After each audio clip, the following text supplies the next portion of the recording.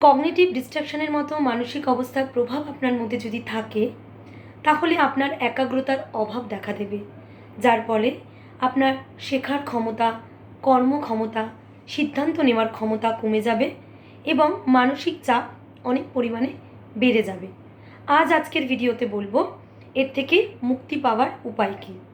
আপনাকে মাইন্ডফুলনেস থাকতে হবে, অর্থাৎ সবসময় প্র্যাকটিক্যাল থাকতে হবে, পজিটিভ চিন্তা আপনাকে সবসময় করতে হবে, প্রেজেন্টকে নিয়ে ভাবতে হবে এবং আপনাকে ডিপ ব্রিদিং, প্রাণায়াম টেকনিক প্র্যাকটিস করে আপনাকে সেগুলো অভ্যাস করতে হবে।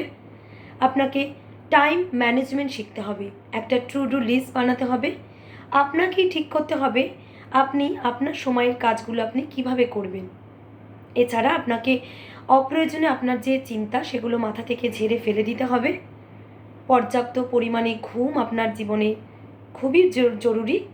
আর সঠিক খাদ্যাভ্যাস এবং শরীরচর্চা, যোগাসন, প্রাণায়াম, যোগব্যায়াম এগুলো আপনাকে অভ্যাস করতে হবে।